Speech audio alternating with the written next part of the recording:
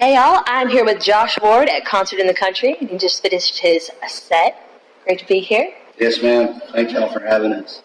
Josh is a local country artist, and he has definitely been making moves in the Texas radio scene. With 7 hit songs on Texas radio, you have been declared the next big thing in Texas country music.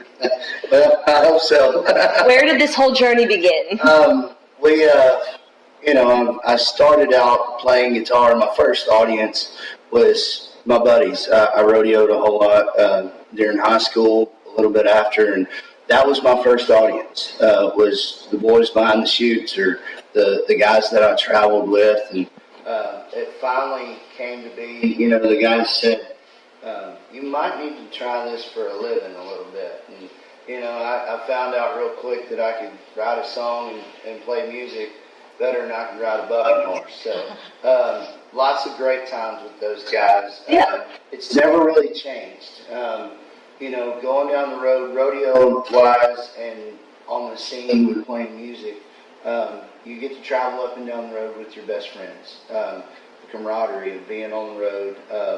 We've never unpacked a bag. That's kind of the way it is. But I get to see both sides of it now. I still get to give back to the sport where I started from with my music. But it's all been a blur, I can tell you. We've had a lot of great times out there, and hard work. That's what it's all about, is just putting your nose to the grindstone and getting it. Really making things happen. Outside of Texas, many people don't realize how different Texas country music is from just mainstream country. In your opinion, what elements set the whole genre apart?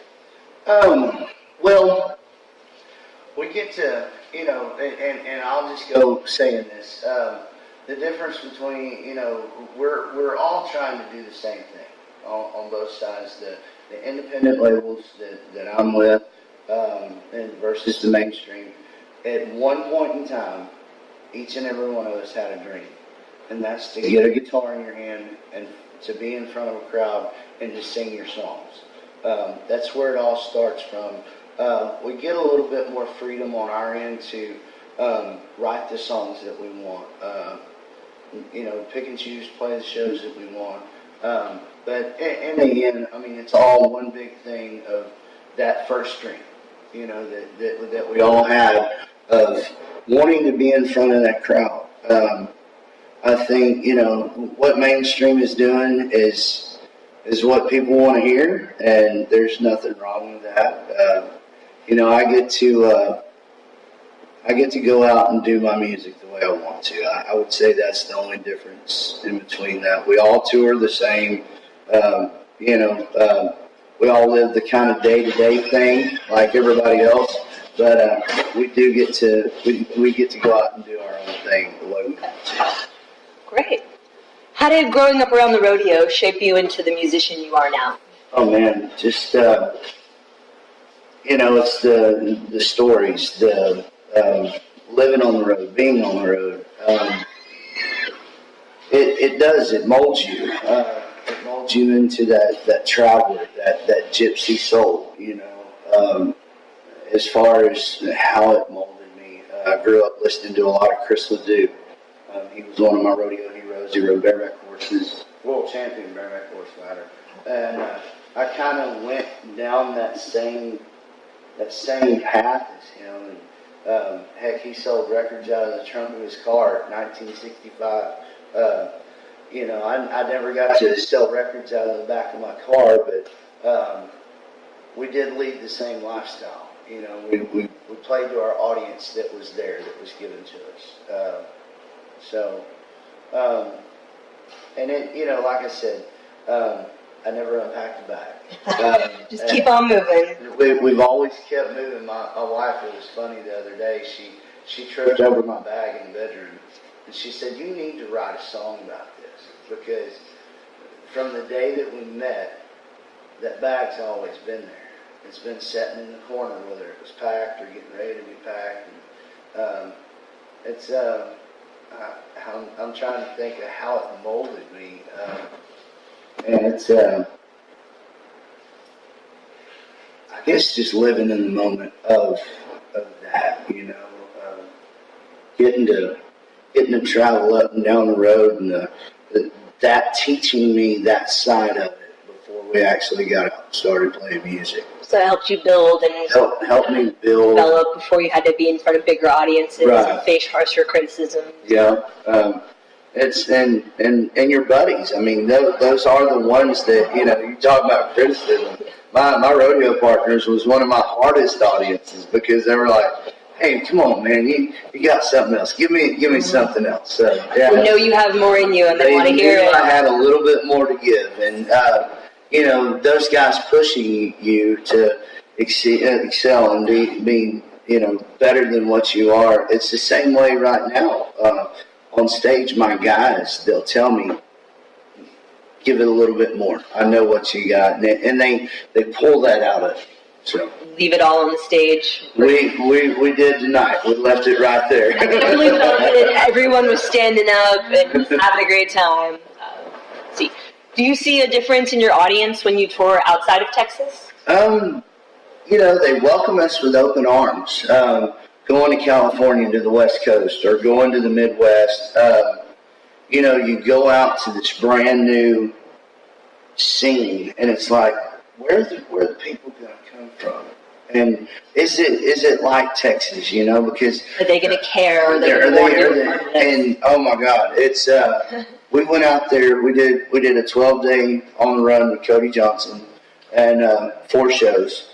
Every show was up front, in your face, love it, just hanging on the rail, waiting on that next song. And I was totally blown away. Just to know that my music had made it that far. When you see somebody in a crowd that you've never been in singing your songs, you're like, wow, it's amazing. It's a great feeling. It really is. I believe it. It's definitely good to have that kind of reach. Yeah. You're dedicated to writing and producing music that you strongly believe in. Yes. What goes into a song that you deem worthy of putting on your album?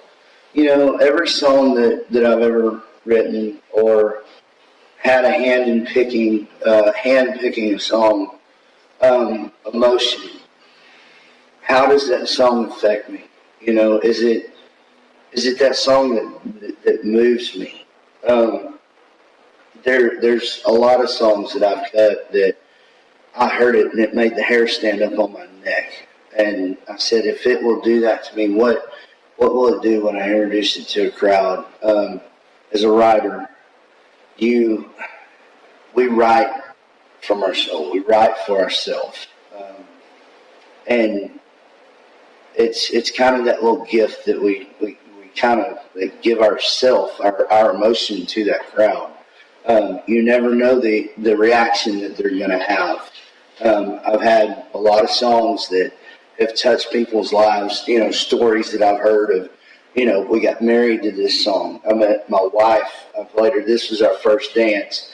I buried my grandpa to this song. Just different emotional things going on. So I say whenever I handpick songs or we write songs, if it touches me and it sparks that little thing, that's the song that's going on the record. And it's not, you don't find them every day. You don't get to write them every day. You write songs and it's like, good song. Doesn't work for me. Might do wonders for Jake Worthington or Mark or somebody like that. But every once in a while, you find that little piece of gold that says, this is it. This is the one that's going to set the bar high. So it's good to be discerning. There's so many albums that have filler songs, and you never hear them. I never.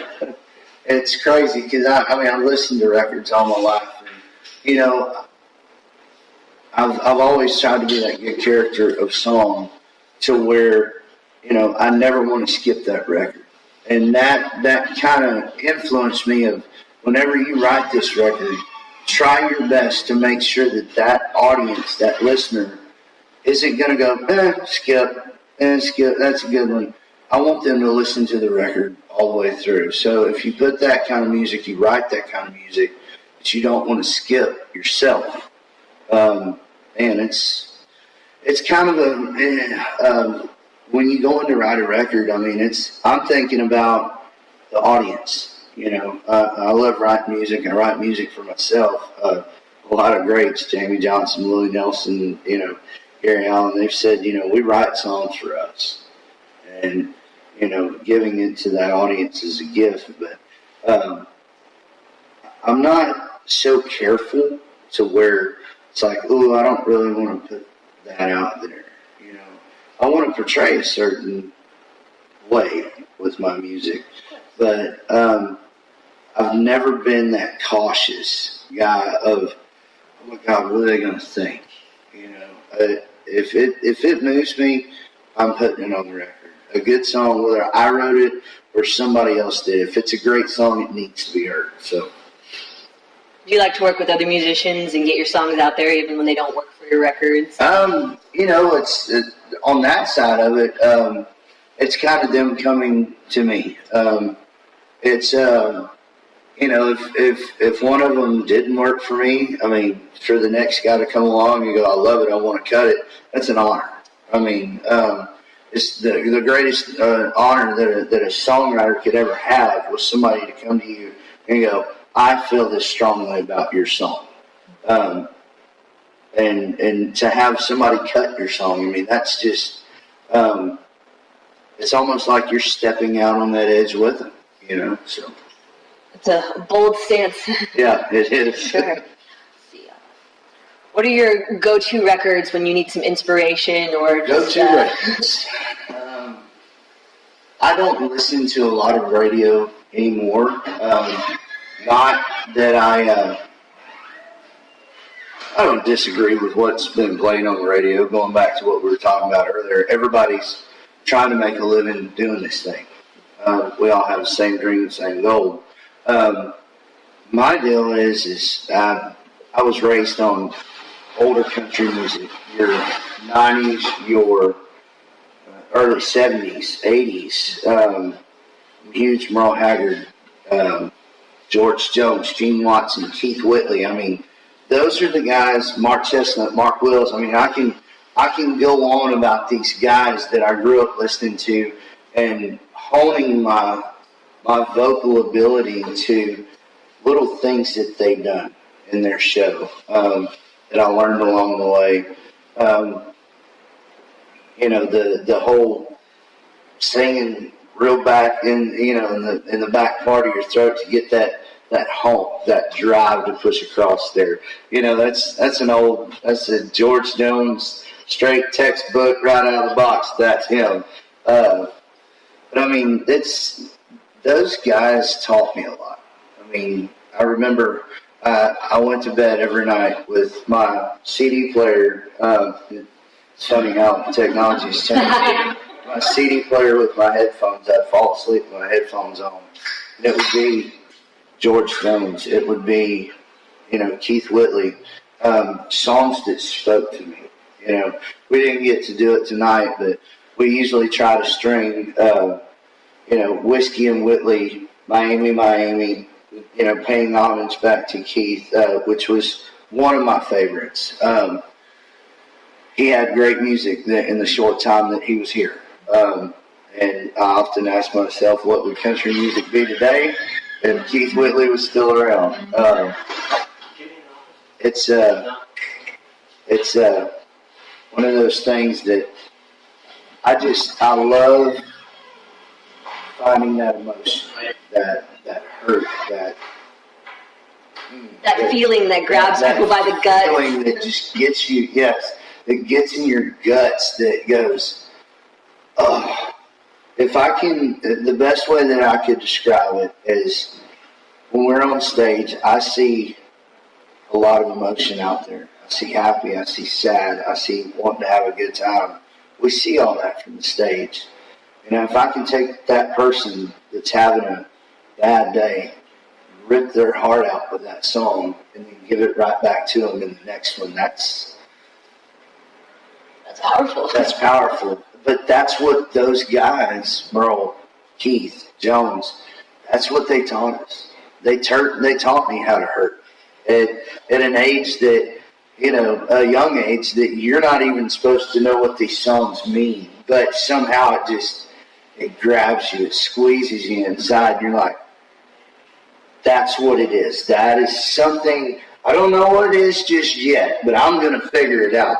But it moved me. So I took that into my writing, my playing, my stage presence to give that back to those people and use that as a tool. Definitely a lot to learn from the greats. Well, it is, and I'm still learning. I learn every day. I'm an open book. I always go at it as I don't know everything about the music. I don't know everything about the scene, but I'm out here doing it. If I learn something, if I can learn something from Jake or Mark or whoever, and we're all like that. We kind of lean on each other. I'm going to take something from your show tonight that I seen that just stood out. Was like, yes, that's what I've been trying to get, and that moment of connection, that magic. moment of connection, right there. So. Are you working on any new music? Yes, we're in the studio right now, working on new music. I've got 5 that we're going in December to cut at Rosewood Studios. Probably going to turn a single loose off of those 5. Looking for the record to be out sometime in May as a CD release party. We're looking about May 5th. It's kind of putting the cart before the horse, but I mean, it needs to happen. It's been 2 years since our last record. The fans are wanting new music, and I am too. I mean, me and the band are, we love playing what we're playing right now, but to add that new song in, we've been playing 2 new songs off the soon-to-be new record, and it's just getting that feedback, like, oh man, new, like a little breath of fresh air, But steadily working on that. I got a trip up to Nashville. I'm going to go up, try to write the next 4. I've got some great guys lined up. Just different guys. Jake Worthington came over to the house the other day. We started one. It's pulling from, it's almost gotten to the point, it's like, man, we're not going to do a 10-song track. We're going to do a 13-song track. Now it's like I got 20 songs that I really want to put on this record, but we got to save for the next one. Just a 2-part album. A 2-part. You know what? If I could do an A and a B side like they used to do on the vinyl records, if I can figure out how to do that, I'm going to do that. So we're having fun with it, though. We're having a blast out on the road. It's great to get out and get in front of some of the best fans in the world. Loyal fans. I mean, these guys come. They drive hundreds of miles to come see us. The Midwest, I mean, these kids come out of the cornfield and tell me, I've been on a tractor all day cutting milo, but we waited, when you announced this show, we've been waiting 6 months to see you. And I'm like, wow, that's awesome. And they come out of everywhere. I'm like, where do y'all live? They're like, in the sticks, the cornfield, that's my Over house. yonder. Over yonder. And I'm like, man, you guys are great. But we're still having fun. I love what I get to do for a living.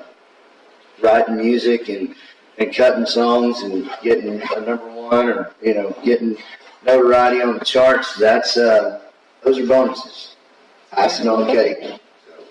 Awesome.